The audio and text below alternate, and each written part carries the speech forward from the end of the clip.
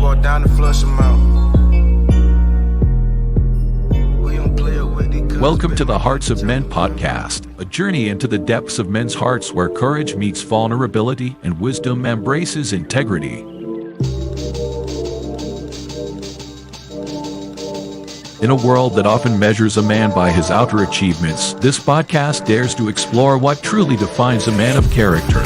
We unpack the challenges and triumphs that shape men's lives, bringing to light stories of resilience, compassion, and unshakable faith.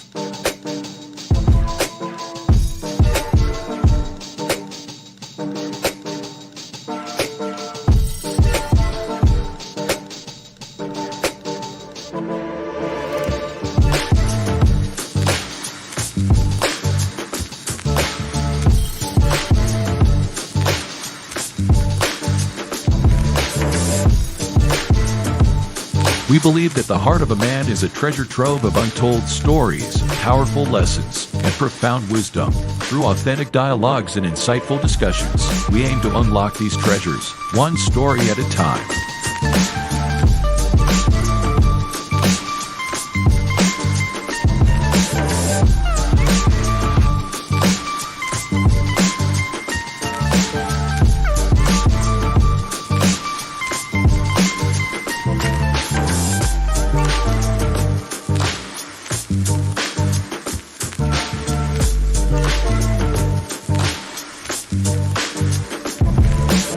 So, whether you're seeking guidance, inspiration, or simply a moment of reflection, you're in the right place. Get ready to be challenged, inspired, and transformed.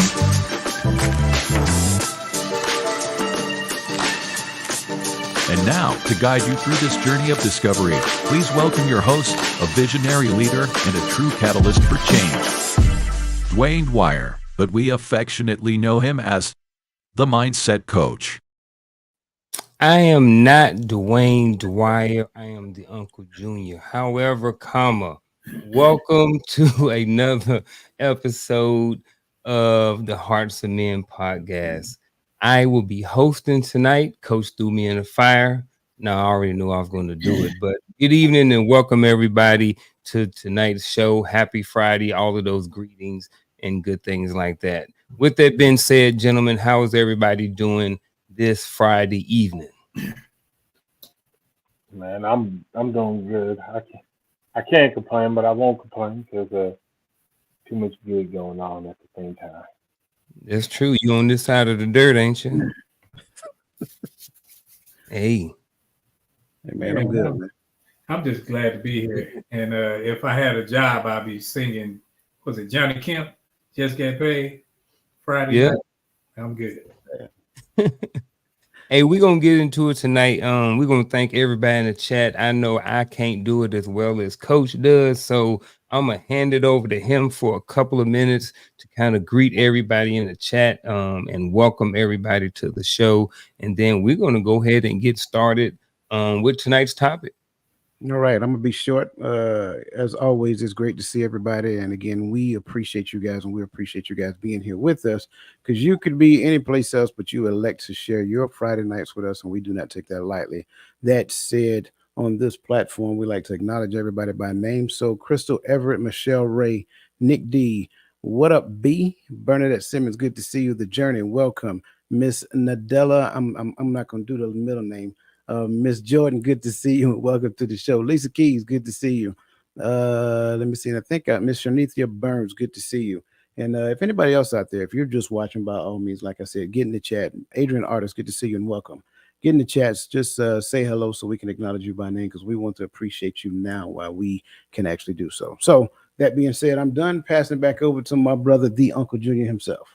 All right, man. I catch that alley-oop. And we when I first looked at this topic, I had some thoughts. I had some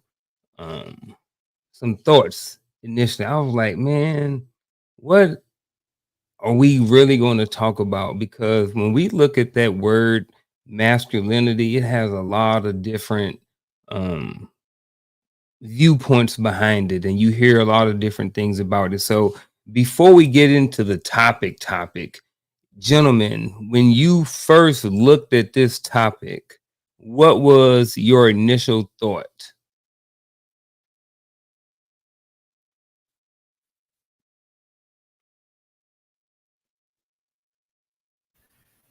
My initial thought was probably, I think we've allowed people to redefine it, and that's been the problem. That people can take masculinity and make it mean whatever they deem it to be, instead of taking it for its face value to be men standing on men's principles, instead of bowing down and succumbing to the pressures of others.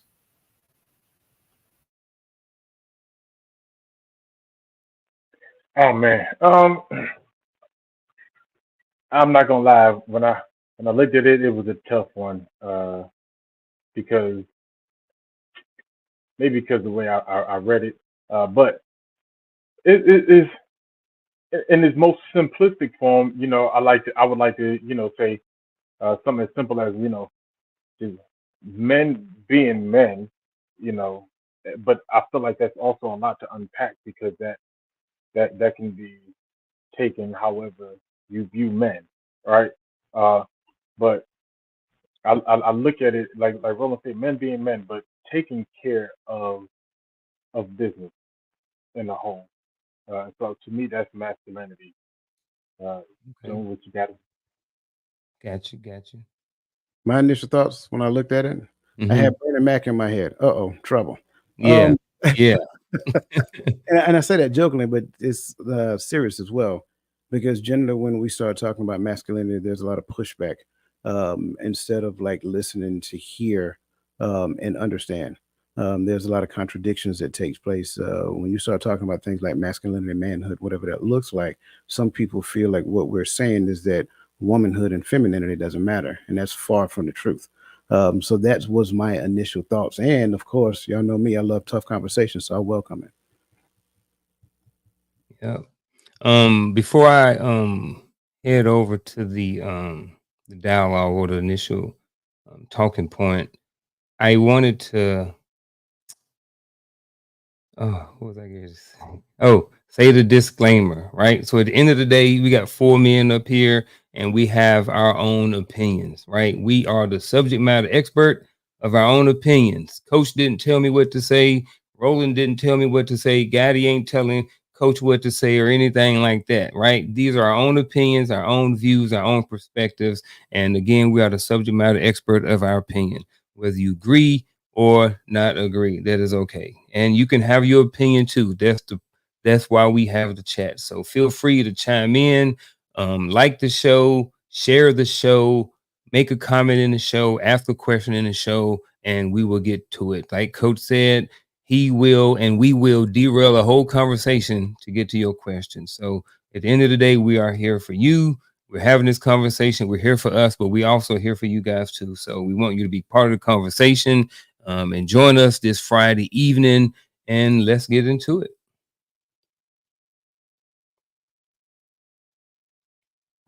So, in today's episode on the Hearts of Men podcast, we're going to get into the topic of masculinity in today's ever changing world. Our panel of men, yep, all four of us up here, come together to redefine what it means to be strong, resilient, and emotionally aware. We'll explore themes of mental health, mindset, and consistency, sharing the lesson we've learned all over the lives to give men and anyone looking to support men some tools for navigating life challenges. Join us for a powerful conversation on vulnerability, leadership, and the evolving nature of masculinity in modern society. Tune in to hear diverse perspectives on how men can grow emotionally, overcome personal crisis, and lead into both personal and professional spaces. Whether you're a man seeking to redefine your identity or a woman raising sons or supporting men in your life, this episode offers profound insight for everyone. So here we go, gentlemen. Let's roll with it. So, gentlemen, let's start off the show with this.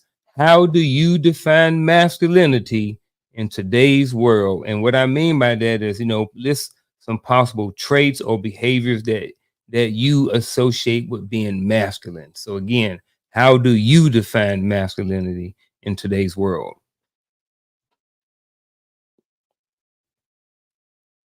In today's world, oh man, it it's it's not tough, but I guess I'm making it tough because I'm thinking maybe of how it's viewed in today's world or how it's expected in today's world.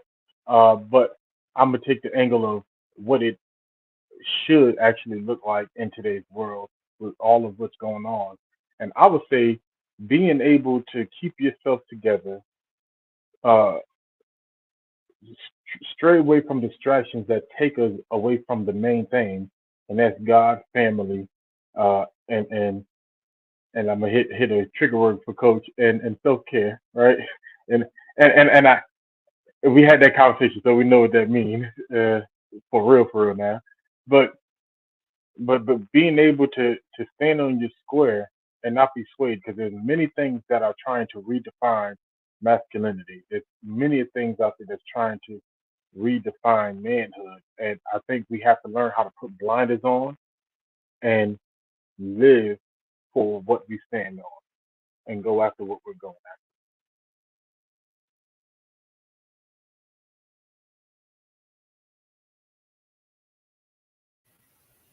How would I define masculinity in today's world? I think being able to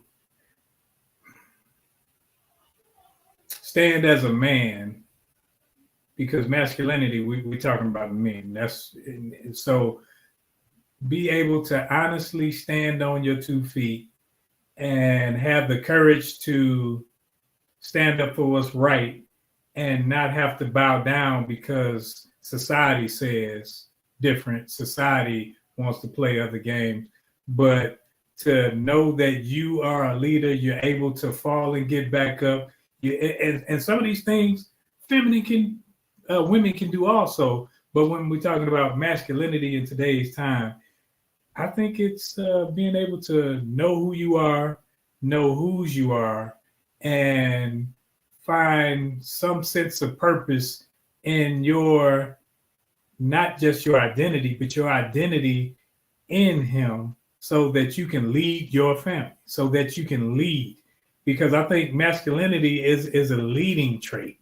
It's not like somebody got to get behind me, but I'm always in the phase of trying to be the leader.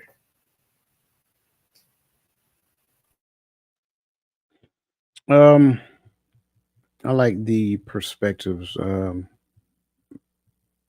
I get it. To the question, how do you define masculinity in today's world? Based upon what I've seen, witnessed, passivity and confusion, pursuit of power. If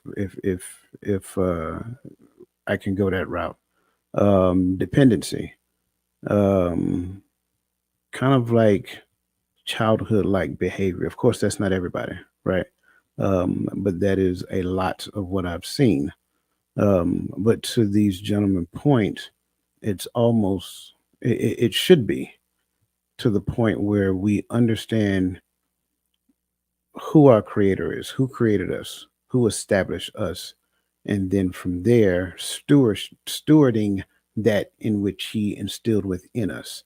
That incorporates a lot of understanding, a lot of assertiveness, a lot of um, care, but also decision making, being able to discern the difference between reality and fiction.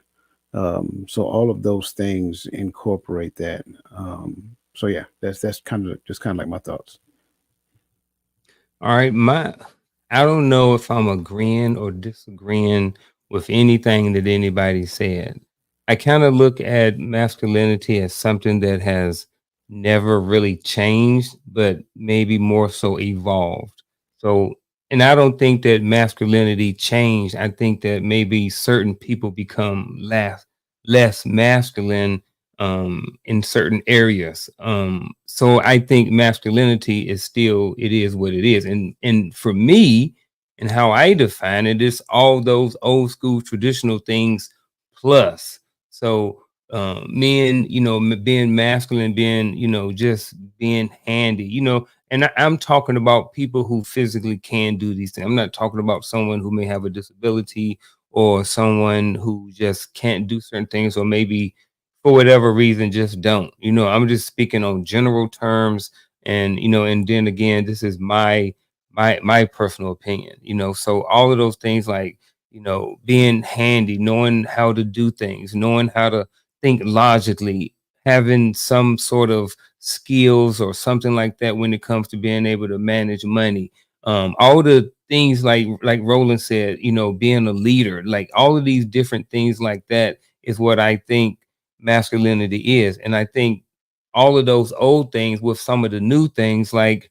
being open-minded, was something that we never heard a long time ago being associated with masculinity. So I think that now some of these new terms, and maybe they're just new terms, maybe it was something that we already had in the past, but I don't really remember, mindset, being open-mindedness being associated with masculinity. So when I say adding on to some of those old things, that's kind of sort of what I mean. Anybody have any more thoughts on that? Nope. All right. Well, let's roll on then. Well, here we go then. Who gets to determine what masculinity is? Who gets to determine what masculinity is? We all on social media. We all hear people talking.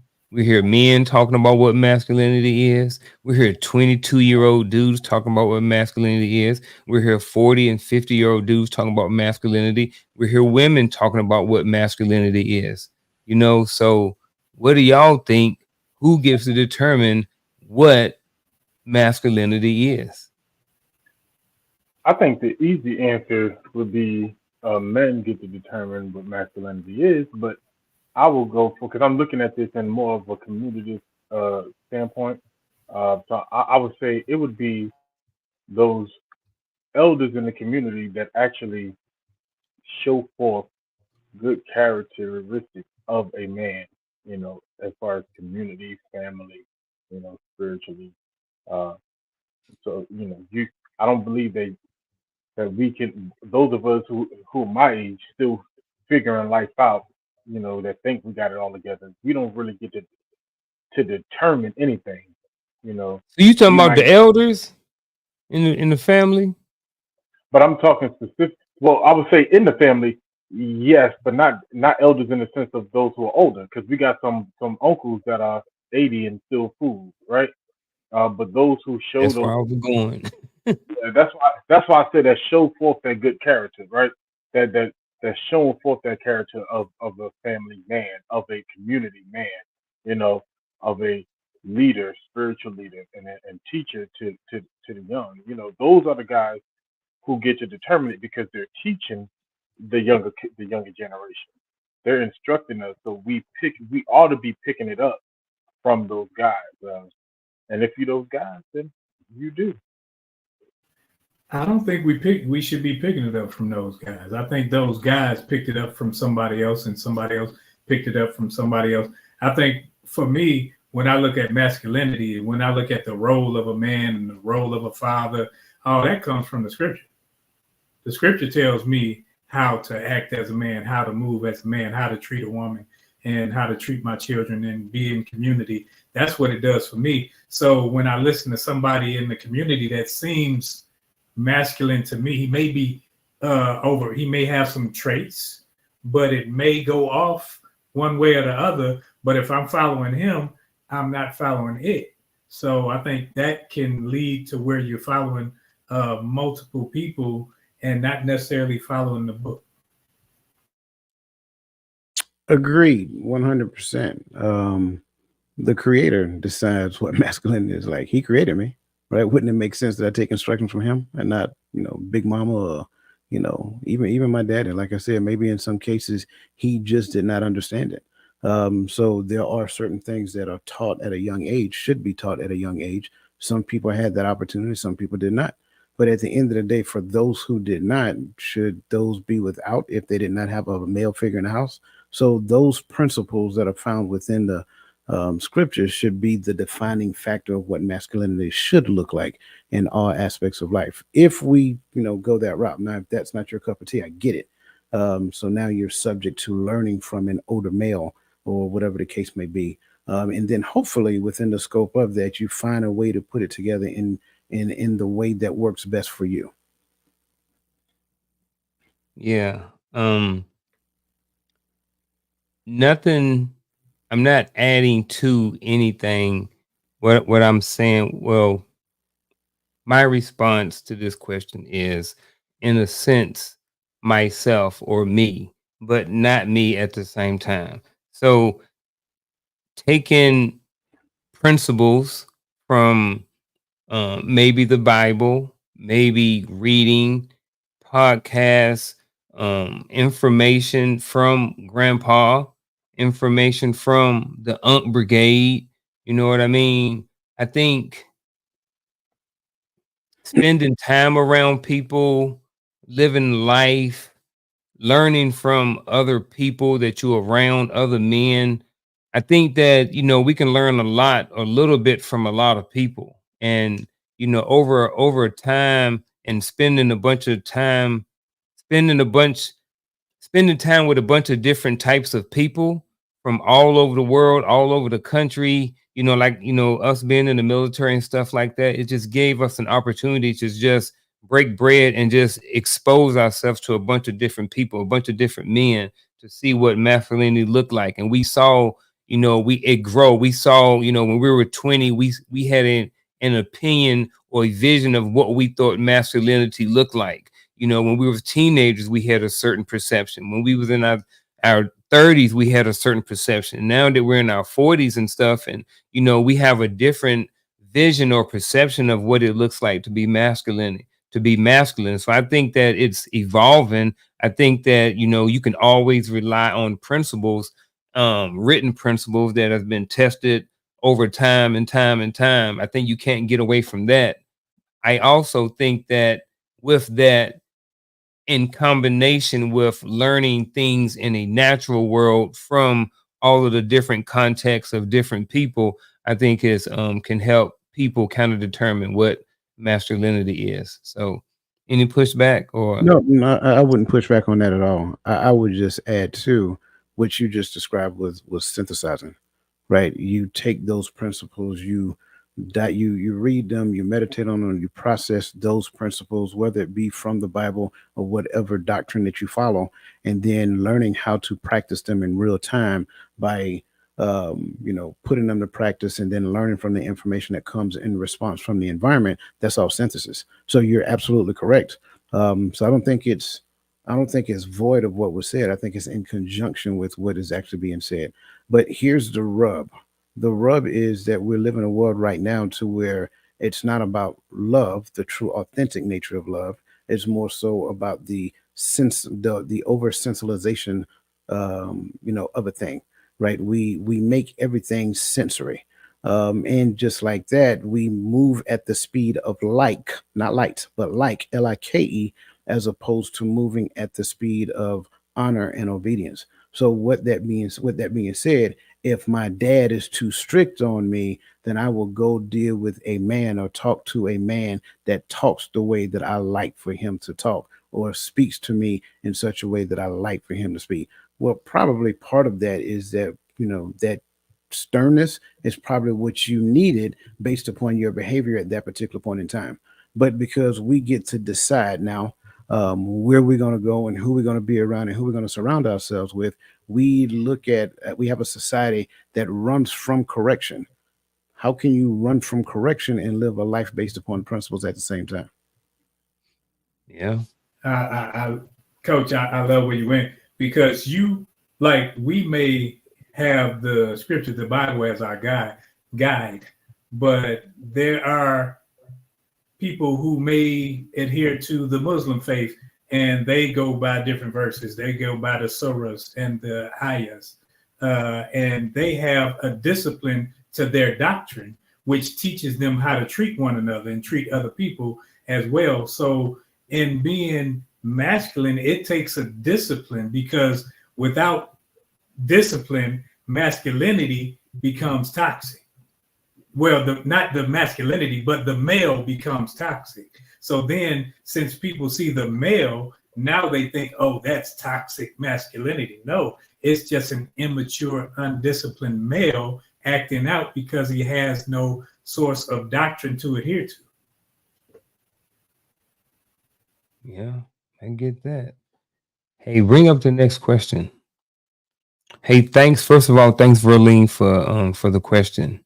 So I'll read it. At Coach and the panel, does being a man of his word, be honest with themselves as well as others who honor their God, fit in this category?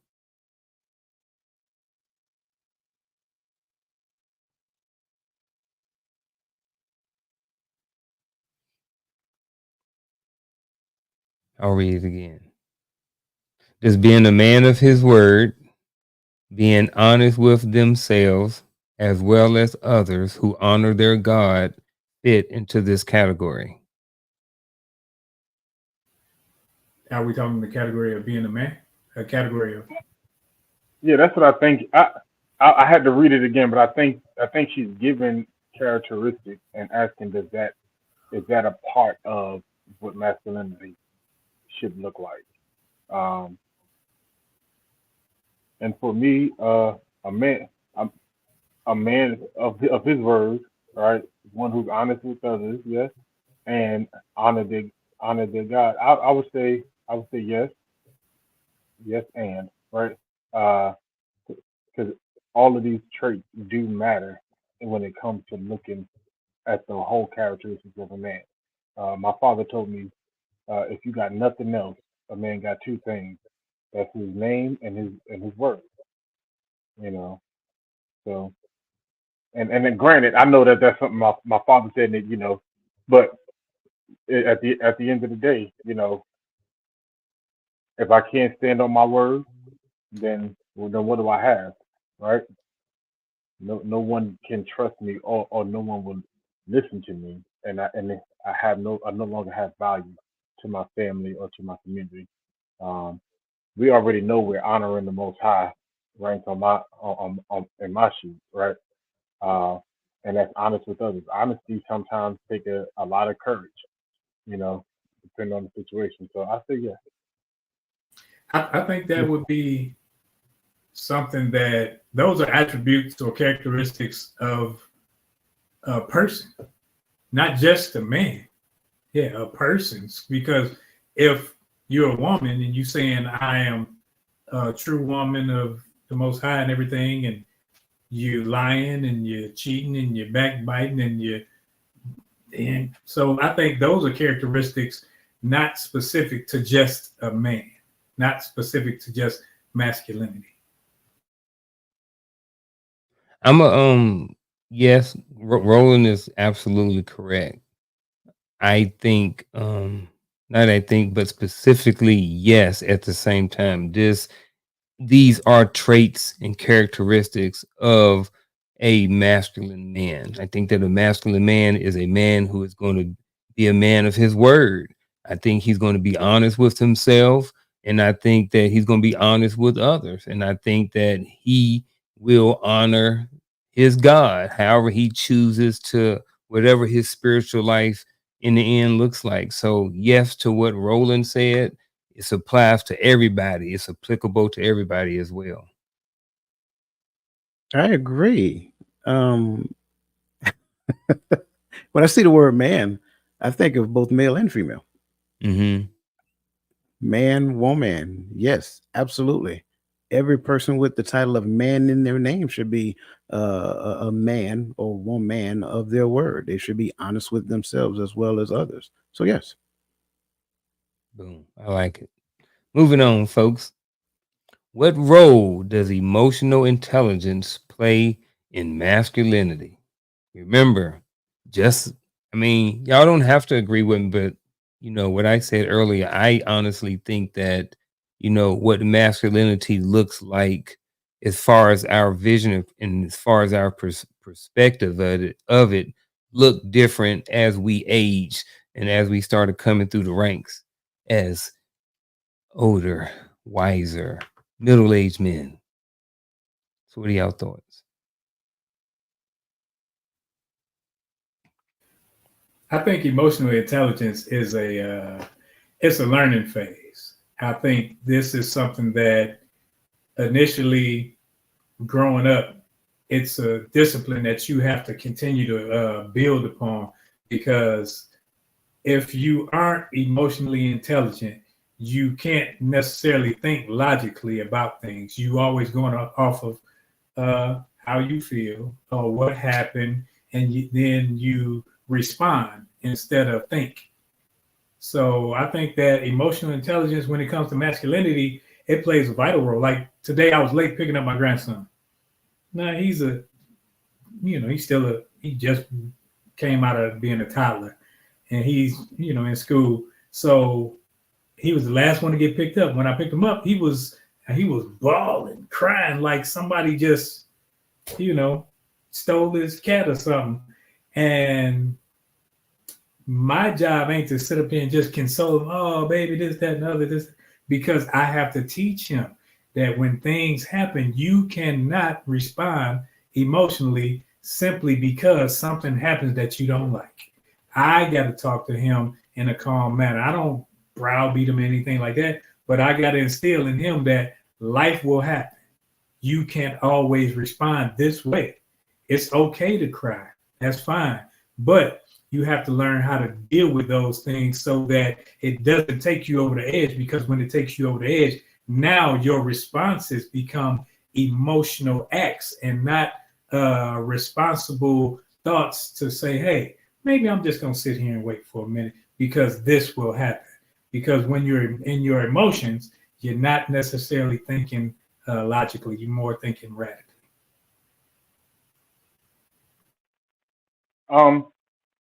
Now this one, when I look at, now going back to probably a year-old conversation we've had about emotional intelligence, I look at this one and I see the two-sidedness of this coin, male and female. And I think oftentimes we equate emotional intelligence to masculine because of what we allow. We allow our daughters to cry it out, but we teach our sons how to hold it together, right? Not how not to feel emotions, but how to hold it together. And if I'm correct, when I think of the term emotional intelligence, I think of the ability to manage your emotions, but even the emotions of your spouse and your family, right? Because sometimes chaos happens, and a lot of times we're expected to hold things together. But I think a part of emotional intelligence is knowing when and where and how to have a release. Not to let it build up, though you're holding it together. I got to be able to call Roland and say, "This mother, and somebody. And I'm saying I got to cuss, but I'm just saying somewhere where I can let it out. Maybe for some people, go to the gym, hit a punching bag, go for a run, or whatever the case may be. But I think that that's also a part of that intelligence, is knowing how to properly release it so that you are capable to continue to hold it together, to take care of what you got to take care of. So uh, I say yes, but I think both of us should have, both male and female should have emotional intelligence. But I think it just it exudes itself differently when it's exercised with women, you know. Uh, but I digress. Yeah, I agree. I think going back to what was said previously, I think Roland said it. Yeah, I'm doing that tonight. Um, Going back to what Roland said earlier, right? Well, I'm sorry, I think it was Gad that just said it just now. Whatever. I think we got to look at what is taught. I think Ms. Jordan hit the nail on the head. What is taught in the home, like Gaddy said? What are little boys taught? Are they taught to express themselves? Are they taught to suppress themselves? And then as they get older, they realize that suppression, after going through different iterations of frustration, so forth and so on, that suppression is not the right thing to do. So going back to the question, what role does emotional intelligence play in masculinity? It plays a huge role. I mean, it's like it's almost if I can go this route, it's kind of like a foundational role because when you go back and look at those principles are teaching you how to regulate yourself. So if you really think about it, that's really what emotional intelligence is, not being led to make decisions according to my senses. So that said, I get to the point of intellectually responding to things as opposed to emotionally responding to things. Once I get to that point, then I get to the point of putting the emotion in its proper place. Therefore, now I'm in more of a creative state than I am a destructive state. And we have to realize if I do it the wrong way, it becomes more of an emotional roller coaster. It's like being on a cocaine high and always pursuing that, so forth and so on. One of the main reasons why relationships fail because you don't ever get that feeling that you had with that person when you first met them, and then you get later on you become disappointed simply because you don't make me feel like you used to. With two things, it was never my responsibility to make you feel. That's for starters. And then secondly, you're stuck on the used to and not recognize what's going on in the now. So when we look at how, what role, it is a foundational role. It's part of the principles. The principles teach you to regulate your emotions. So even in the space of conversations, when people are, because again, we like to talk about this person is emotionally disconnected. That may be a true statement, but we have to go back and understand the root cause of that emotional disconnectedness, right? Where did it come from? How did it begin? What did that look like? So this again is foundational. Yes. Yeah, I agree with everything. I understand the foundational piece. I also look at it, it's like when you're one of the things that it part of the role that it plays is when someone has emotional intelligence, it helps to, and they can manage their emotions, especially during conversations or times of excitement. Whether we had some lockdowns at school, you know what I mean. Different things we went to in the military. If you can remain and keep your emotions in check, then that also helps be able to be better at communicating because now you're not yelling, you're not screaming in an argument with somebody. You're able to keep your game face on, or either just be able to remain calm and not let your feelings be so poured out that you can't get through conversations and that you never get to the end of it. So, like everyone else said, I think that it plays a big role in just the emotional intelligence that when it comes to masculinity. Man, this next question is one that I kept on thinking about. And this was when I was like, I want to know how this one goes over, especially when it comes to the physical part. Because I remember growing up, man, and when I thought about, I don't know if I necessarily use the word masculine, but when we thought of men, we played with action figure. We had GI Joe, we had Ninja Turtles, we had Thundercats, we had all those superheroes. Like all these dudes was jacked. These dudes was huge, man. They had muscles on top of muscles. They had veins popping. Then we got wrestlers and you know football players. Like everybody, a lot of the dudes that when we were little that we looked up to were some sort of athlete. Not saying that everybody did, but I think early on in life, we may have started, at least I can say I did. I started attaching, that physical body, to a man or what it meant to be masculine. But I'm going to leave it at that. And then I'm going to let you guys go around the horn. I kind of want to hear from Roland first on this one. I'm kind of interested in seeing what he has to say about this Ah, one. physical and mental strength. I think physical strength, scientifically, physically, and all that, being in the medical field, you do testosterone and those things. That's why we grow hair certain ways and our gonads drop down, so forth and so on. So masculinity comes out scientifically, physically in your body. That we don't have mammary glands, even though some of us might be in the A cup right now. But we weren't made to feed. We were made to do certain jobs, and those are the masculine roles when it comes to nature, when it comes to physical prowess of men. I think that when you look at men and their strength, like you said, when we would get He-Man and they jacked up and we're working out and Yeah.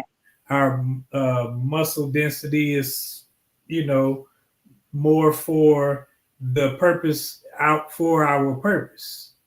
But I think now society is going away from that, but we're not going to where society is going. So yeah, it does have a place, and it does have even with the mental strength. It's not about, like, if I come to somebody come to my house and say my wife opened the door and she like 5'2", then he's like, oh, I can just knock her down and just come in, but then he sees 6 foot somebody coming. It's like, okay, now you start to think, okay, now you got to manage what you do versus you just thinking you're going to run over this female because of your brute strength, because brute strength is one of those things that men overall have over majority of women. That's just how we're built.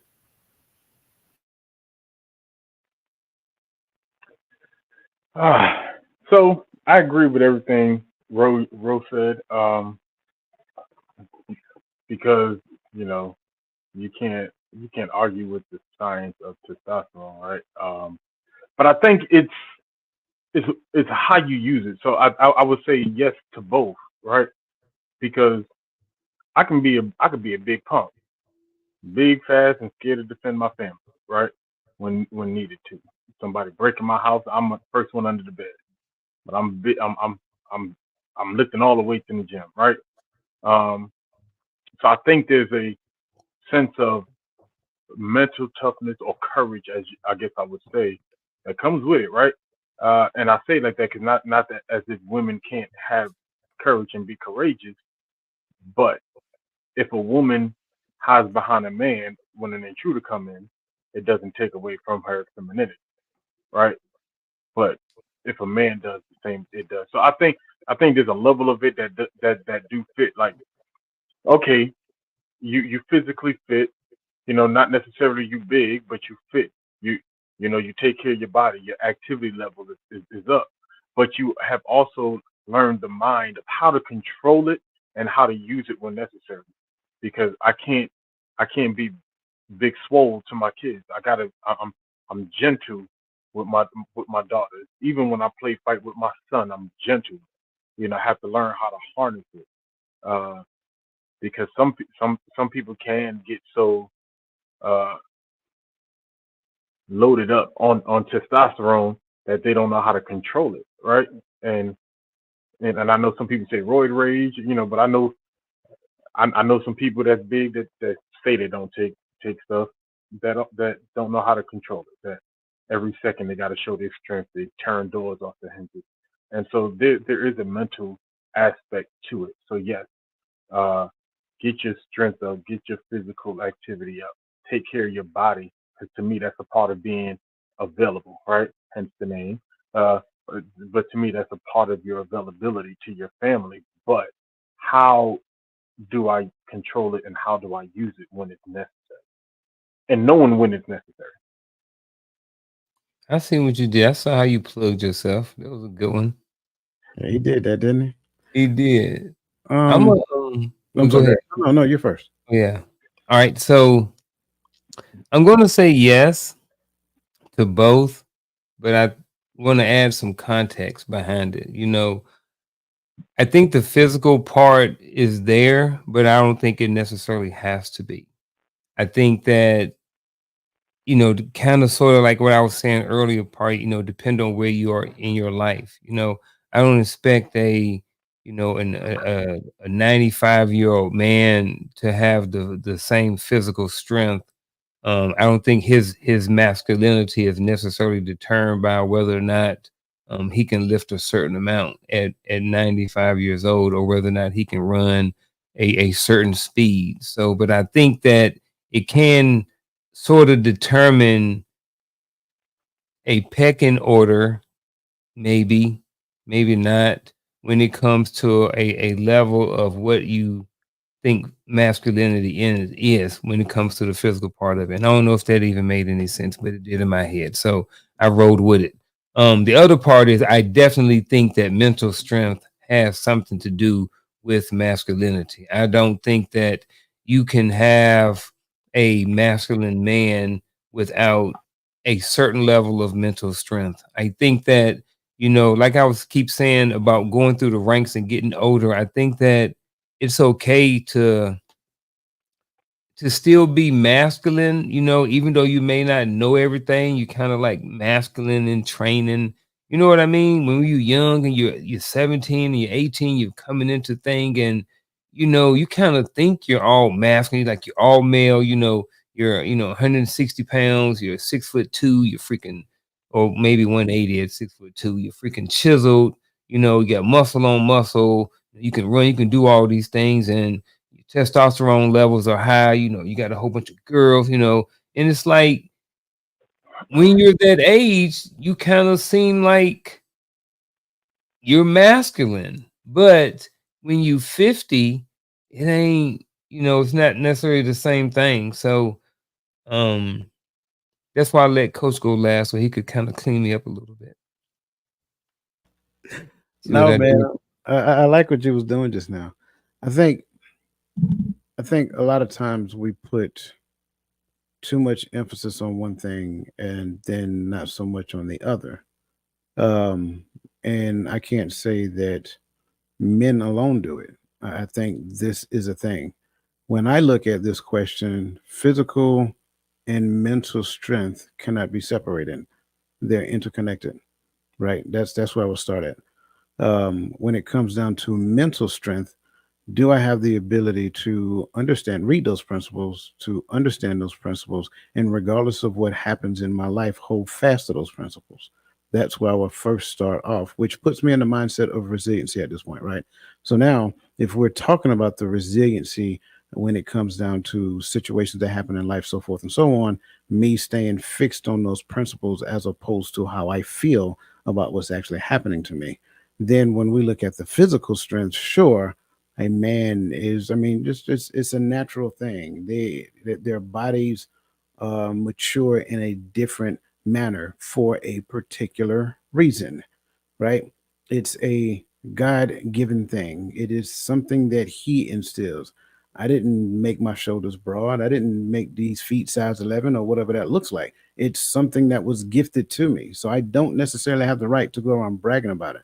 Physical strength is more of presence than it is weightlifting, slinging people around, things of that nature.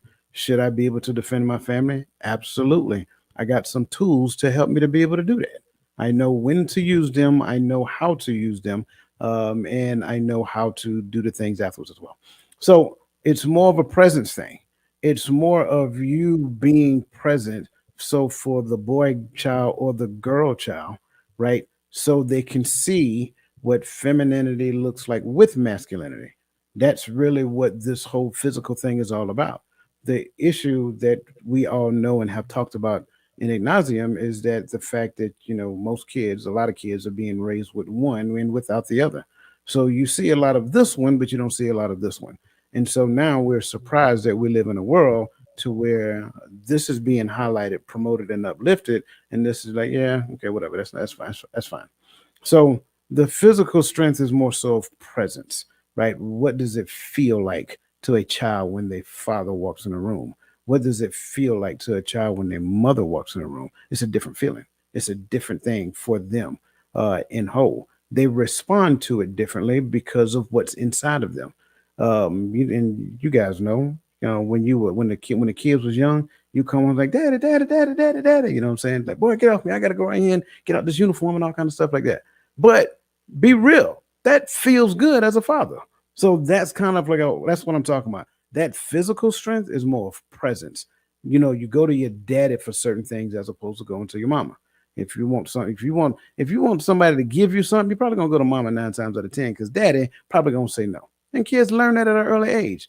But if you're like, daddy, I got a problem, you're going to daddy because dad is a problem solver. That's what he does. So that presence helped them to understand how to navigate their life at an early age so that when they become older, they understand how to be in a position to navigate their lives and, influence the lives of the people that they're in charge of. Can I- can I jump in? I like Yeah. that because my first three were girls. So being the man in the house, when the girls come to me, if they fall down, they done hurt their boo boo. Like, girl, you better spit on it and go somewhere. See, because being a man, I didn't know how to help them become women, just as she didn't know how to help them see the side of a man that they needed to see so that when they look for men, they can see it.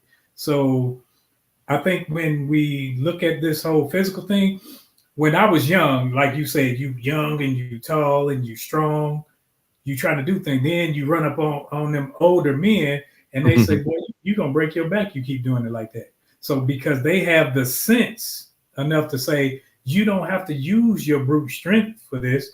You can do it easier like this and you will last longer. And that's the maturing phase when it comes to that masculine energy.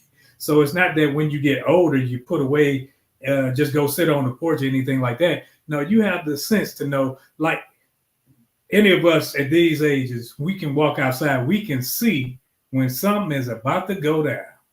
And we don't stand around looking like, oh, what's about to go down? No, we got the sense enough to say, okay, come on, we going this way. Because you just know that something is about to go down. That mental awareness is telling you that this situation ain't about to be right and these young people about to act stupid. So it's time for us to bounce. So when it comes to that physical and mental strength, I think we all have that in different ways. And if we talk about a house, how it's supposed to be, when you have the husband and the wife training of the children, like Coach was saying, there's some things that you just gonna go to your mother for.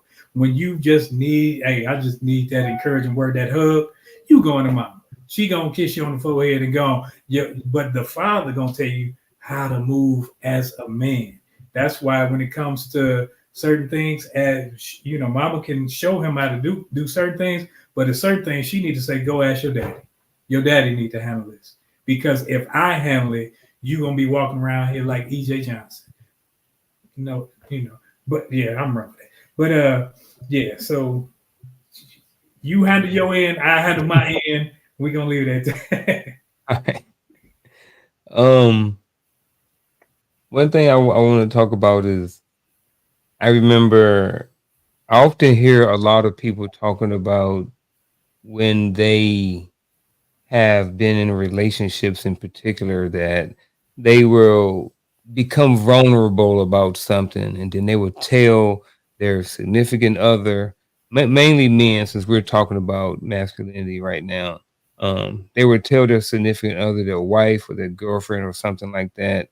They would be vulnerable to them. They would tell them something, and then there's an argument or something like that, and then it comes back around, and then men are like, darn it, man, it's like, I did what I thought I was supposed to do and be vulnerable. She said we were best friends and everything is good. We spent all this time together and I was vulnerable and I told her something, and next thing you know, she spun it around on me, so I think that that's something that a lot of men have been through at some point. And I know there's a lot of women who are watching this, and I apologize, but that it may be some of y'all on the other end of that. Let's just be honest. You know what I mean? And hopefully not, and hopefully people have grown from that, but hopefully not. But yeah, what are y'all thoughts on this? How can men embrace vulnerability without feeling weak? Or should they? And what I mean by should they is should they embrace the vulnerability? I would say that every man, regardless of whether you call it vulnerability or not, needs an outlet somewhere, right? So you saying that the they should embrace vulnerability? Yes, but Okay. everything is, and so I believe everything has a context to it that is applicable. You know, so yes, but not to be confused with crying all the time. You got to learn when to let it go, and when to move on and take care of business. When to stand up, and because sometimes coach even talk about the presence thing. Sometimes is knowing when to just show force, when to just show presence in the face of adversity, because sometimes that alone strengthens the family and allows them to stand behind you. So we got it. So yes, but in but knowing what it looks like, and I stick there. That's why the last question with I had to hit with both. Yes, mental and physical, because that vulnerability goes with the mental strength. And I think sometimes we expect the men in our lives to be strong so much all the time without an outlet that eventually when they have a breakdown, we look at them as weak. But I say, how do men embrace it without feeling weak? Is To me is all about the support, where they're vulnerable at and how it's being handled. Right? If I'm vulnerable with my brother Ro, and he man, stop acting like a B. You know, all right, maybe I am being a B because my brother called me that when I was trying to be vulnerable. Like, but that's what. But we being honest, especially when we were younger, that first reaction we got from people when we tried to be vulnerable is how we started to feel.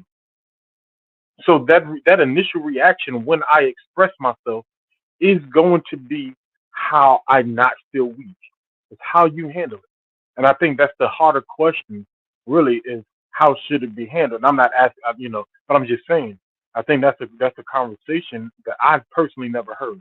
How should my brothers? How should my spouse? How should my family handle when my vulnerable moments? Because that's the thing that makes me feel weak and being vulnerable, because you mishandled that moment, and now I I have to go into in the what we said before, the quiet and stealth type. Now I go to that. I go to the shutdown uh emotionally to you, because you'll make me feel weak and being vulnerable. And I hate to make it sound like it's somebody else's fault that I feel weak, but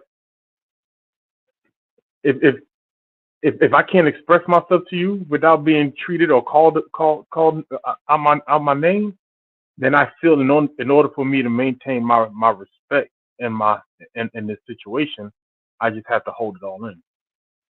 Y'all can correct me if I'm wrong.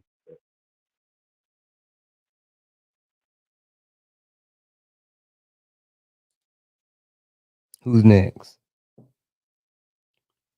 I'm next. How can it? First of all, I'm gonna say, I kind of like what Gaddy said.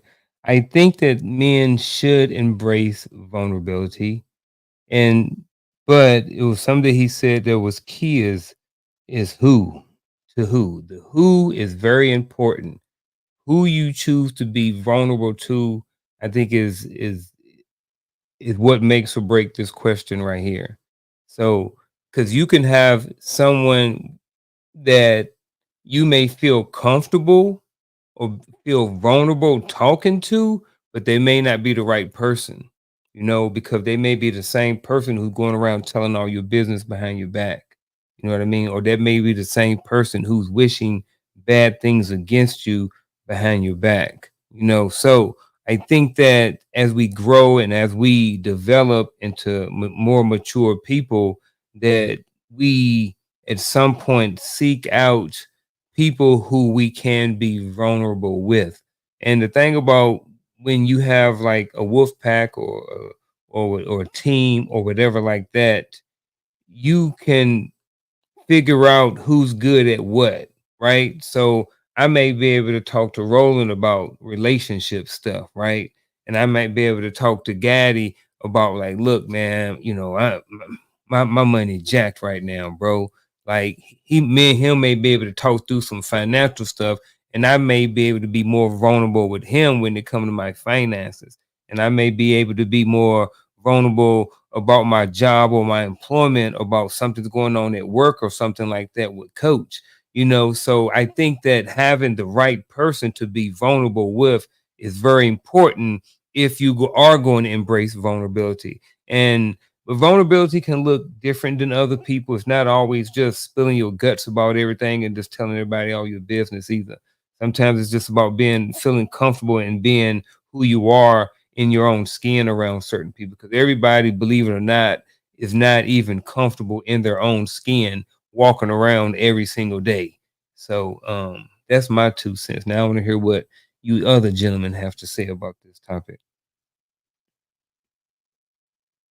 We both waiting to see who's going. Okay. I think I lied to my kids their whole life. I'm telling you, I did. I lied because they thought I was Superman. They come to the house, everything that needs to be in the house, they know it's going to be there. They know it's going to be toilet paper. They know it's going to be food. They know, they don't care how it got there. They don't care what sacrifices I had to make. They don't care that. And I never exposed that to them. And there's certain things that I didn't expose, like their mother. If I couldn't make something happen, I wasn't going crying on her shoulder. Oh, I can't make it happen, this, that, and the other, because I didn't want her to see me in that vulnerable state. Because in my head, I was taught as a man, if you ain't got it, go get it. You got to make it happen. And that's why I say I lied to them, because certain times I didn't have it, and I had to call on my friends. I was more vulnerable with the friends because I never wanted them to see me in that light of being weak, being vulnerable. And it's just like when you start to see your parents get old and you see that frail old man that used to pick you up. It's like, man, now I may have to take care of him. I may have to do these things for him. So how can we embrace vulnerability? I think that there's certain things that as a man you will divulge, and there's certain things that you won't. There's certain things to protect the sanctity of the relationship. It's certain I will tell certain things, especially if it affects them. But there's certain things that I'll say, okay, let me figure a way. Let me find out how. But as having a partner, you got to be vulnerable with your partners. When you talking about that other half, they got to know if something going to blindside them. Because if you go down, they got to take the brunt of it. They got to know where to find things, where the paperwork is. So I think you got to get away from that feeling of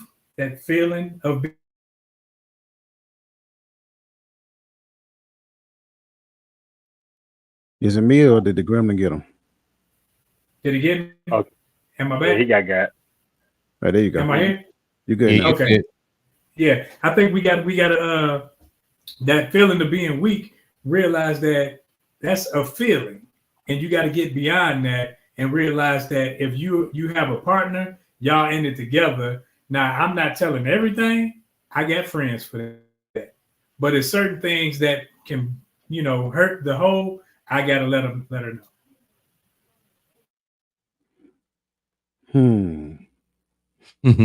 This is a good question. Let's address some things first. The answer to your question is they should. That's for starters. But like you've heard, and I'm just going to get straight to the point, they shouldn't to everybody. There are some people who are requesting vulnerability that have not yet set the foundation for vulnerability to be present. That's for starters. Vulnerability is not weakness. So the feeling of weakness that they're experiencing is I'm going to the ledge tonight, gentlemen. I'm sorry. The feeling of weakness that they experience is just like the first time when you were about to, that's man cooking. I'm gonna call a spade a spade. That's what it is for men. When it comes down to being vulnerable, think about it. I want you to do a mental comparison when there is relations between a man and a woman, and then that man leaves. He devalues her, takes advantage of her, so forth and so on. She then kind of gets very emotional, gets upset, very disappointed because she trusted that man, so forth and so on. It's the same thing for men on this side when you're talking vulnerability. If that man opens up to her and she uses it to her own personal advantage, it is the exact same thing for men. They feel devalued, they feel disrespected, so forth and so on.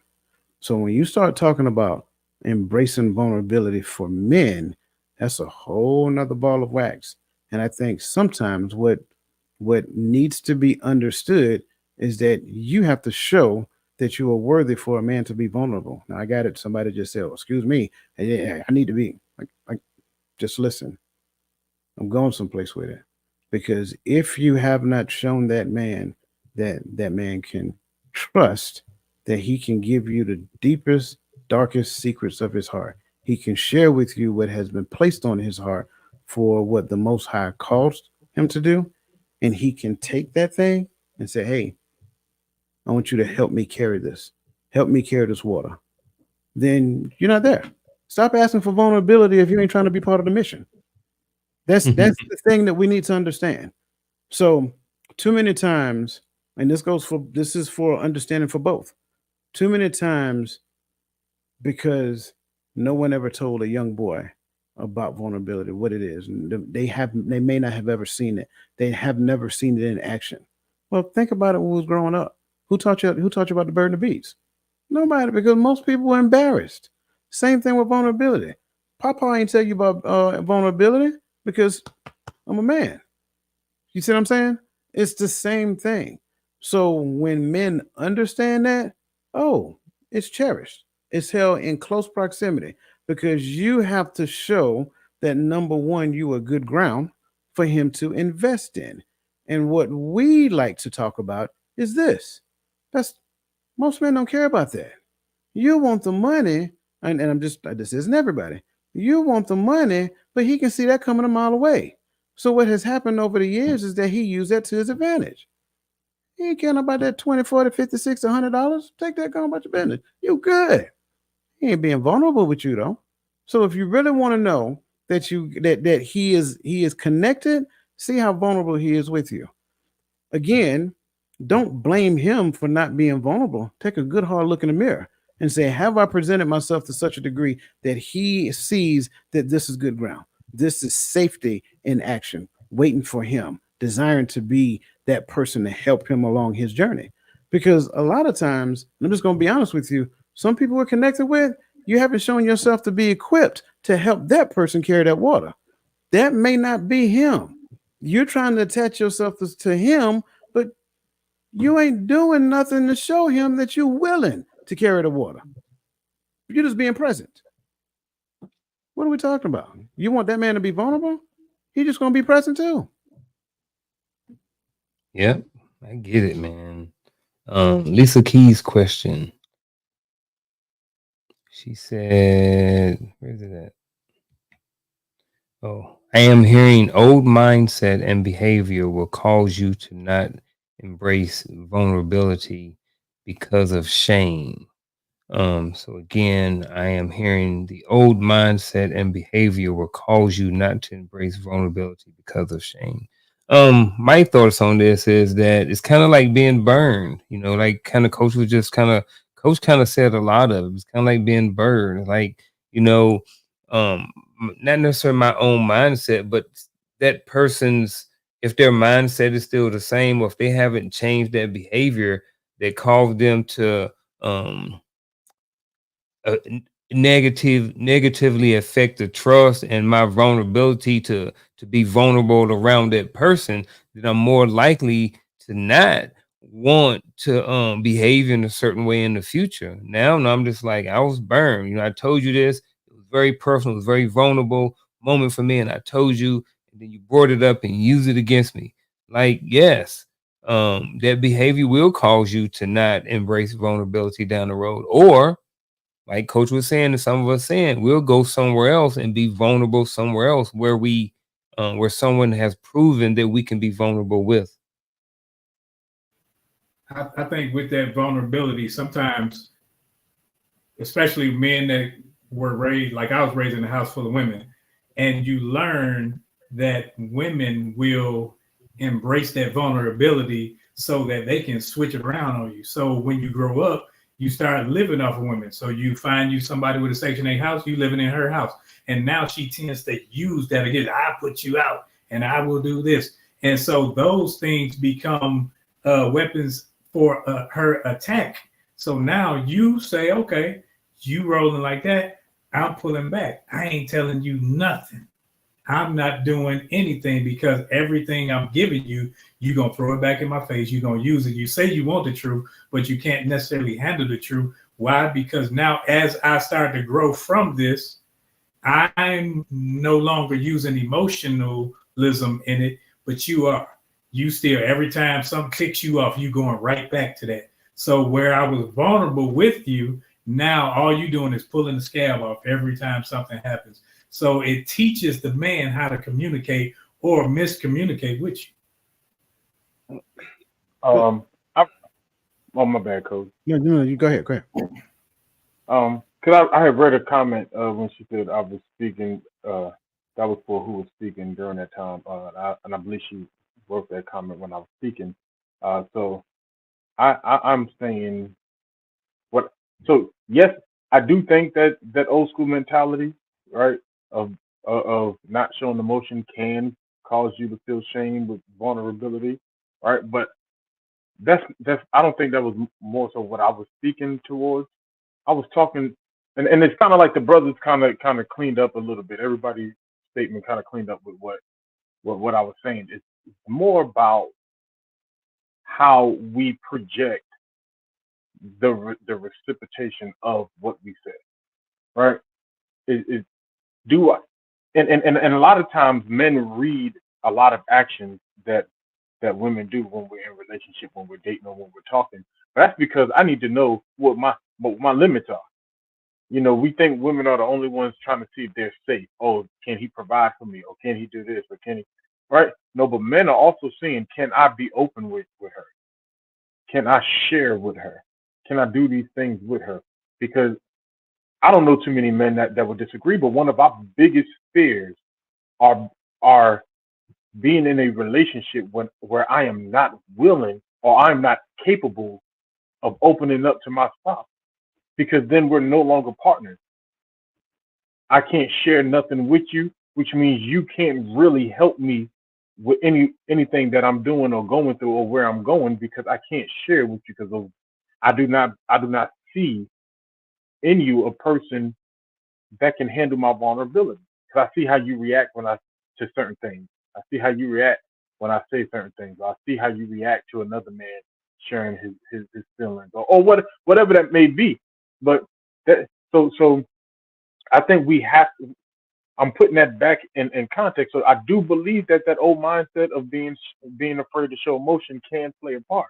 But no, that's not at least what I was speaking I, okay.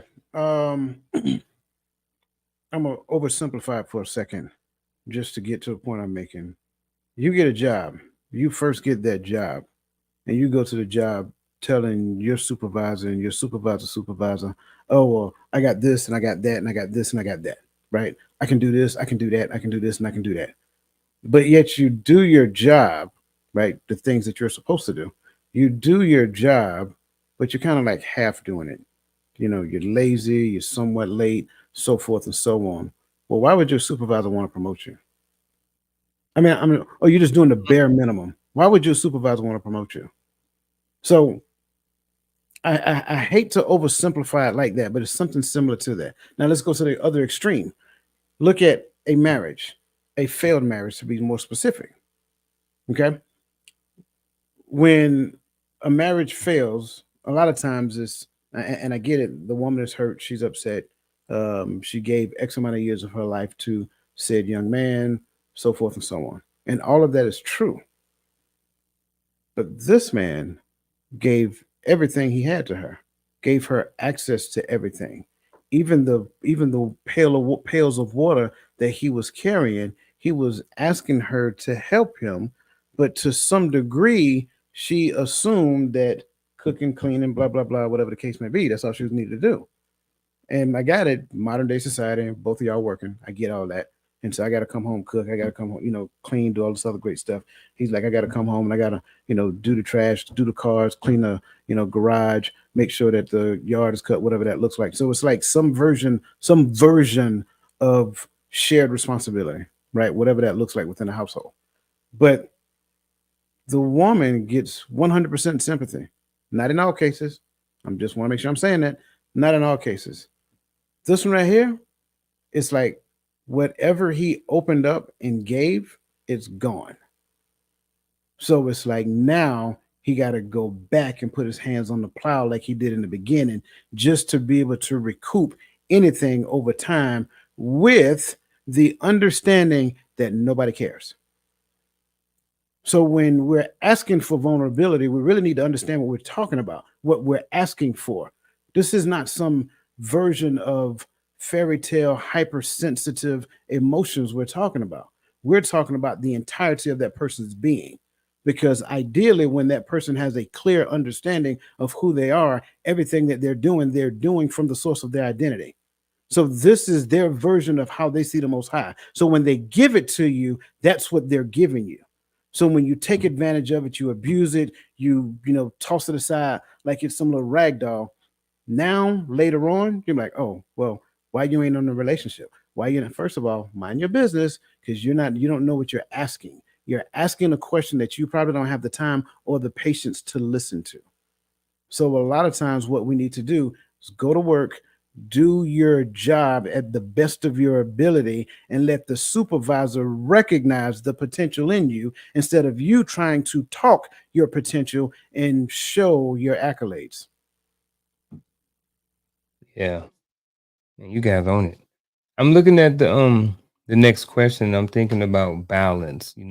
Sometimes when people look at balance, they look at 50-50. Well, that just makes things even. It doesn't necessarily make things balanced. So balance is like I said, for me, and even is not the same thing. You know, we look at, someone, I think Lisa just kind of talked about some of the old traditional things, but then, here we are, we're living in 2024. The way things were done in 1902 are not the same way things are done in 2024, when it comes to relationships, when it comes to technology, when it comes to transportation, when it comes to a whole bunch of different things, relationships in general. So, gentlemen, how can men balance traditional masculine values with modern expectations? I don't These have to modern back. expectations, boy. We I all think, want to do this one. yeah, I don't have to. I think you can have modern. It's the same way when if I have a cookout at my house and I say, hey, all y'all come through. Everything needed at my house is here. Y'all can bring something if you want, but I'm 100% in at my house. So in my marriage, in my relationship, I'm not saying I'm not what you bringing to the table, because I hope that people have communication and conversations with people before they just dive in and say, let's do this. Because if I gotta expect something from you and want something from you other than what we've already talked about, and say, hey, these are my expectations, then I'm looking for you to uplift me, and I'm already in a downward spiral to begin with. So I think that you have a lot of people who shouldn't be in relationships, a lot of people who shouldn't be trying to be coupled up, getting in relationships, say, what you gonna do for me? How we gonna make this work? And so those people aren't whole to begin with. And you got half people saying, well, all I got is 25%, but if I get 50% of that, and they looking at what they losing instead of coming together, seeing what we gain together. That boy good. He was rolling, wasn't he? I didn't know if he was gonna go after that. I'll go. I look. I look at the question: how can men balance traditional masculine values with modern expectation? My question is, why do men have to balance traditional masculine values with modern expectations? That's what I will start at. I have no desire to balance anything. I have a responsibility to do what I'm called to do. That's it. That's my answer. I don't care what your expectations are. To be honest with you, I only care what he asked me to do. You get on the bus or ride or get off. Your choice. It's that simple for me. This isn't rocket science. We need to stop listening to TikTok as though TikTok is the Bible. It is not. Most of those people in there that carry these names, they have zero accolades to go behind them, but yet they're giving relationship advice. Show me some credentials. Let me see what you got. Why should I listen to you? That's relationship coach. Right. Well, nothing wrong with that. I'm a single coach, and I coach relationship. But it's not about obtaining the thing that makes you good at the thing, because the only thing you're good at is the relation. In theory, the only thing you're good at is the relationship between you and that person. That doesn't make you a good teacher of it. That just means that you guys learn to deal with one another. That's one of the biggest misconceptions that we actually have. It doesn't matter if you're single or married, as long as you're teaching the principles of what relationship is about. That's the thing. So when you're coaching somebody or in a therapy session, when it comes down to couples who want to better their relationship, what is your foundational belief system that you're using to help these people? Most people can't even talk about it because they're so saturated with presuppositions. Look it up, because I ain't fixing to tell you what it is. I'm just telling you, I'm just being honest. All you got to do is listening, because of this underlining idea of what I have in my mind that you should be doing. Then I am ushering you in the direction of that. It's one of the most biggest misconceptions that I see. And at the end of the day, when it boils down to it, like, where do you get your information from in which you're guiding these people? Are you guiding these people to the promised land, or you're guiding them to a bottomless pit? Because what I've seen, a lot of those conversations looks like pits. Going back to what my man just said, I'm agreeing. Well, spot on. Don't come to me and tell me what your expectations are and what you need from me. What you need is to get in that book and understand what I'm supposed to do. That's it. That's the answer. So I'm not balancing nothing. What you got, Mr. Gaddy? I mean, at this point, I'm really just commenting for content, right? Because they didn't say it. Listen, my counter question is, what value do these modern day expectations have that I need to balance it? All right, let's look at our current state of relationship, our current state of manhood, our current state of community, our current state of family, our current state of religion, our current state of pop. Like, in what spectrum of any of that is our modern day expectations actually benefiting us and taking us to a place to where we are still exist? See, we have evolved so much that we have evolved beyond the idea of family. We have evolved past the idea of community. We have evolved past the idea of coexistence.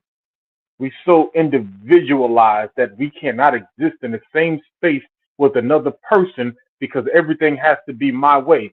So the expectations you have on me are only about benefiting you. It's not about benefiting the family. It's not about benefiting the kids. It's not about benefiting the community. It's about, I'm selfish and I want you to be this so I can feel good. And so when you ask me about today's expectations, I tell you how to balance it. You balance it in the trash can, and let's start all over and go to square one, which is the scriptures, and let's refigure this out. Because we got so far, we said, oh, everybody don't need the scriptures. Well, let's look what happened since we got rid of it. We got all kind of craziness and foolishness going on because we have no source of grounding. What is today's expectation? Really, I tell you, today's expectation of a man is to let everybody do what they want to do and pay the bills and shut up and show up when I go cause myself some trouble. And I'm not talking about none of our ladies on here, because I love y'all. We got a great group of men and women in our chat. But go on social media, look at what they're talking about, because everybody's stuck on social media. Ain't nobody out there really having real relationships no more. Everybody's on social media right now, and they're showing you who they are. I want to be able to go out there and cause all kind of heck, and my man got to come and clean it up. That's what they're preaching today. I want to be whatever I want to be, and fly around the world on that man's dime while he does what I tell him to do. Like, where do we coexist? Where do we stand together at in that picture? Where do we raise kids together in that picture? And so the reason why we're not ready to be in relationships because we don't understand the idea of somebody else existing in our space. So in order for you to be in a relationship with me, I need to manipulate your behavior. That's all I got. Can I say one more thing, Yeah. just real quick? I promise I'm gonna be brief. I think a lot of times when we look at this concept of modern day relationship, it's viewed from the standpoint of both parties working, and because these days generally the pay scale is probably about equal. It's like, how do you maneuver that space? So again, just keep in mind we're talking X's and O's at this point, right? We're talking X's and O's. But a lot of times, what you'll find is that some people exist in the middle because when they found each other, both of them had careers. But keep in mind, if we have an example in which we're supposed to be following, the scripture tells us clearly that we're supposed to present ourselves as a living sacrifice. So, what the sacrifice look like to you? What the sacrifice look like to him? You know what I'm saying? Whatever that looks like. Maybe part of that is sacrifice that you may have to give up that career for what he is called to do. I know that's a hard pill to swallow, but we got to look at what we're called to do. So again, I'm not trying to tell people what to do with their already pre-established relationship. However, that scripture is not there just because it looks good on paper. Yeah, I want to get to this last question. And the last question is, what role does masculinity play in today's society? But when we're asking, when you guys are answering this question, I want you to make it more personal, right? So everybody up here has children. So if you was to define or talk about masculinity to your children, to your daughter, to your son, or something like this, and they pose this question to you. That's how I want you to answer it, because we're all family here. I want to make it a little bit more personal, not just speaking from a general standpoint, so from a personal standpoint, if one of your kids were to ask you this question, what role does masculinity play in today's society? How would you answer it? So as the youngest one with the youngest kids, Now, not necessarily right now. If you was to have this conversation and your child was a teenager or young adult, because I understand you got little ones still. So I got a teenager, so okay.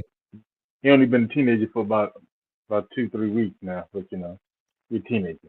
Uh, so first thing first, is someone who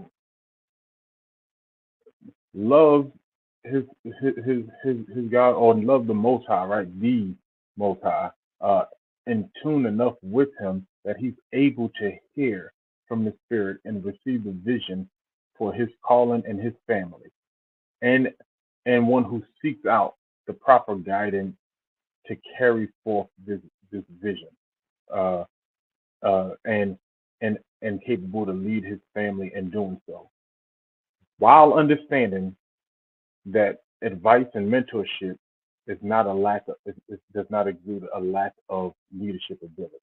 It's actually a strength, the ability to to keep driving on while hell is breaking loose, being able to maintain a brotherhood and a community without having ought and fighting for position in that brotherhood. You know, the and for me that's just like a baseline, because half of the problem is the level, and I will explain this to them. Half of the problem is the level of feminine traits that men today are showing that we can't even exist as men together because we're too busy trying to one up each other and trying to outman each other and trying to I want to be the breadwinner in the group or what have you. My apologies. So being able to maintain relationships while still driving on with everything else that I've already said. And to me, that's the baseline. And when you get older, you realize your knowledge of this thing will continue to grow. What role does masculinity play in today's society? I think if I were telling someone, or my children, or whomever, I think I would probably say I got to accept responsibility for my ups, for my downs, for my wins, for my losses, for my ins and outs. I got to realize that I'm responsible for my actions, whether good or bad, and I accept that responsibility. That's part of being a man. That's part of that masculinity, because I can't push it off on anybody else. I got to say the buck stops with me when it comes to me and mine, not anybody else. So if the responsibility is on me, that means that the responsibility to learn, to guide, to lead, all of that is on me from my vantage point, not just when it suits me or feels good. Oh wow. Teacher, shepherd, guide, protector, ambassador. Like, I mean, we can go on and on and on. It is a foundational role of the family. It is a role that teaches what the Bible talks about. It is one that actually ensures that those principles within the house are actually not only taught but also practiced. I think every section of the Bible incorporates what that role looks like. And if we miss it, we just miss it, right? You can go all the way back in the beginning. It can, the husband is the one that walks. I mean, the masculinity is the one that walks with. I don't want to just limit it to masculinity, both masculine and femininity, ideally, but walk with.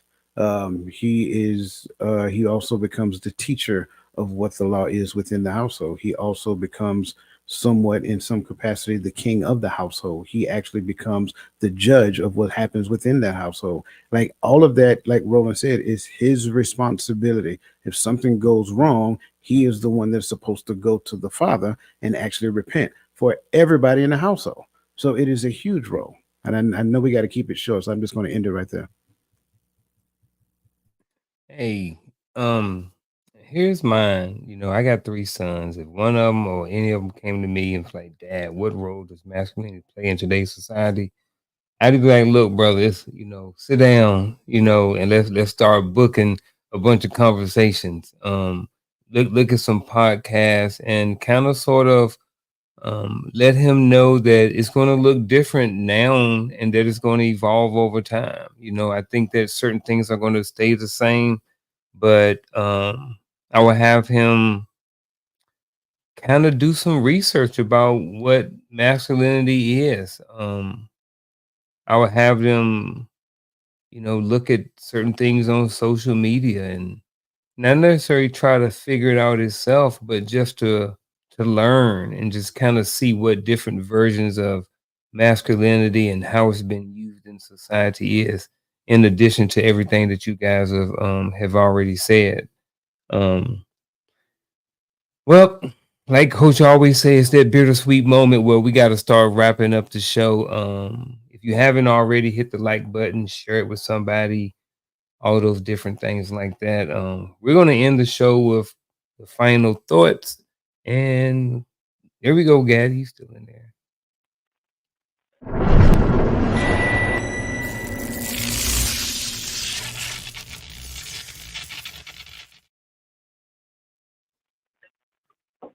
Man, this is a great show. As always, a great conversation with my brothers. My final thought is simple.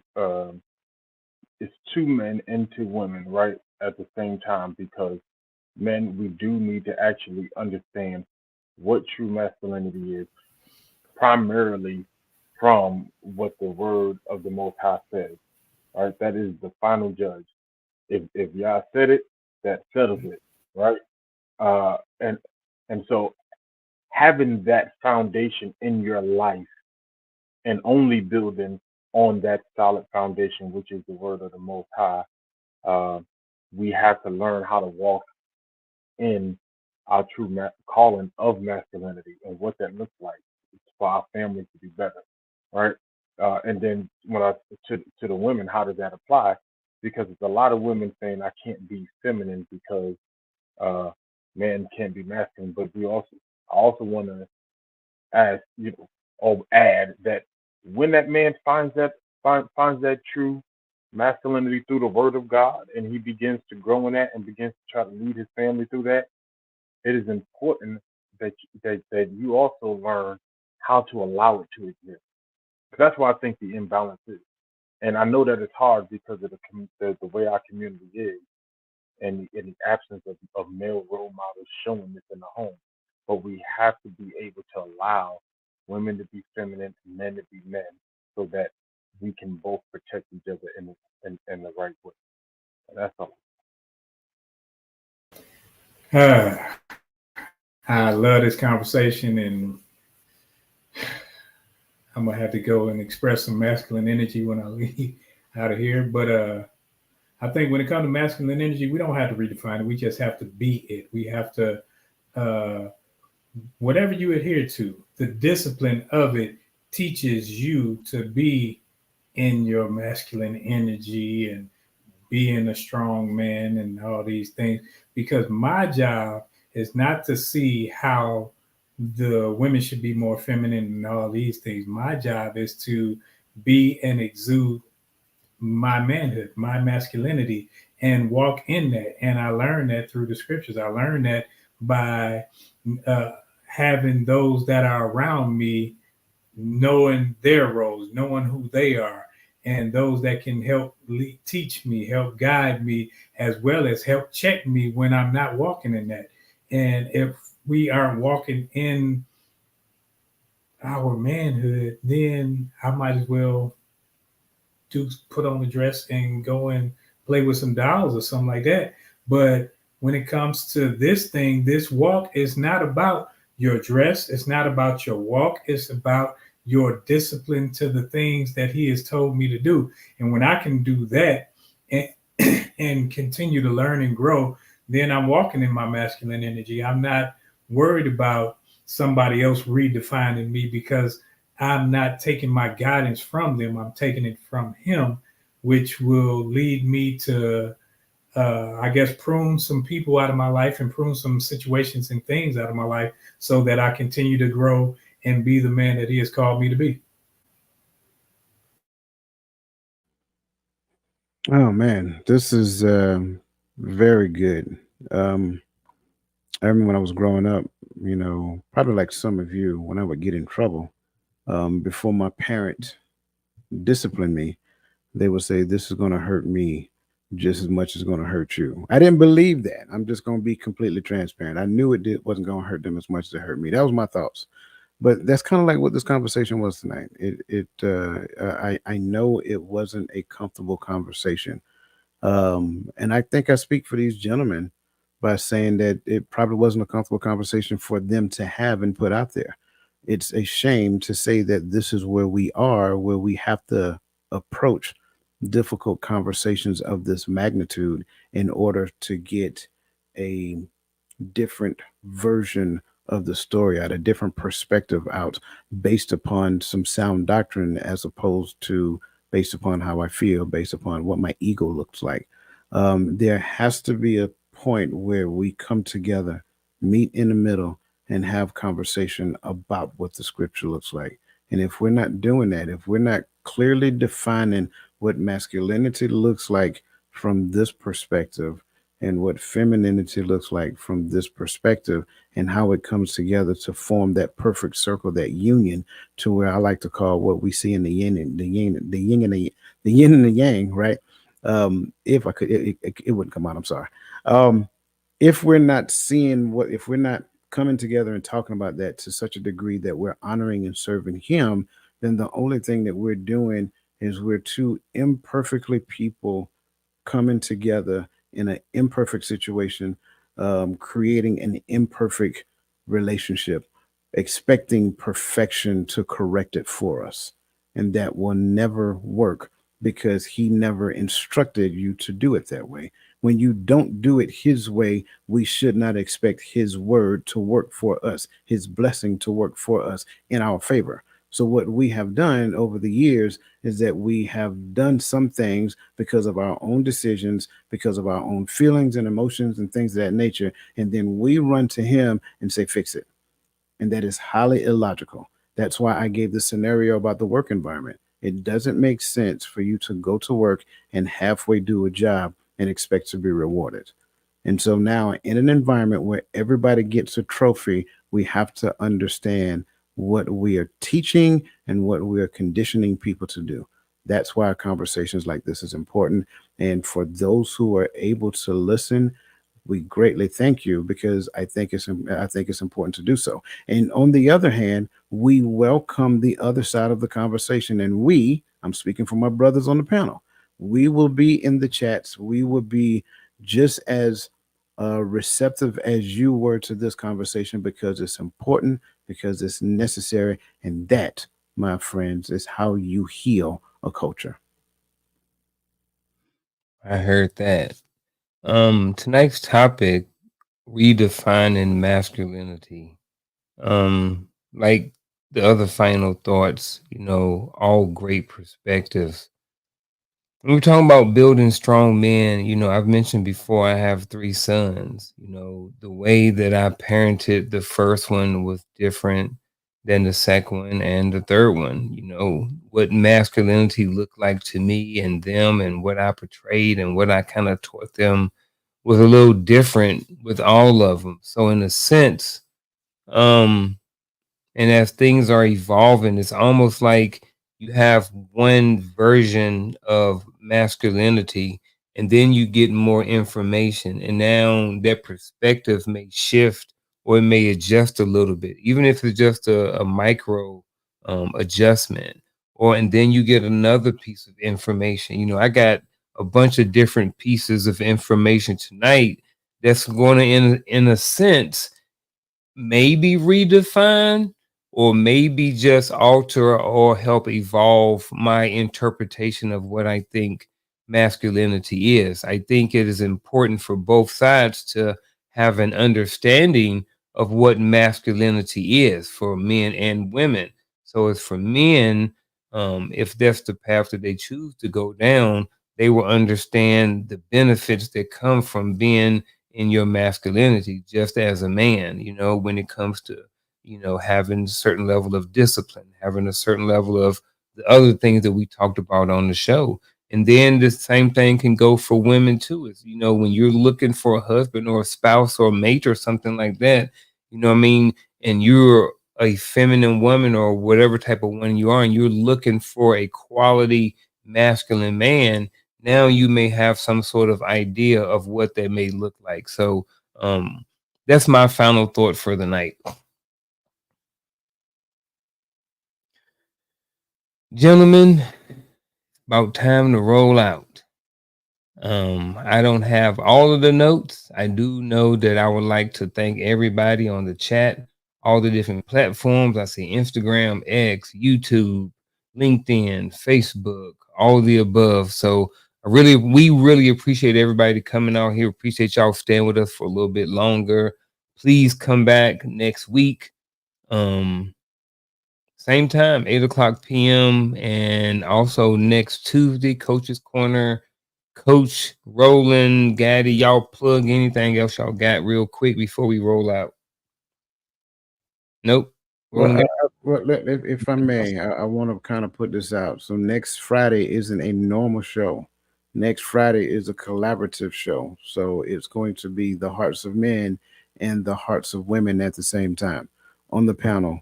So it's going to be a great conversation. Make sure that you invite as many people to that conversation because not only is that going to be a good conversation, that conversation is going to springboard them into not tomorrow morning, into the 21st Saturday morning, where they will have their show at 10:30 that morning. So again, next week at 08 p.m. at 8 p.m. Eastern Standard Time. Come on out and support. And again, make sure that you guys are sharing. I'm promoting. In fact, I've already started promoting, so I just want to say that. All right. Anybody got anything else? All right. With that being said, we will see y'all next week. We are out.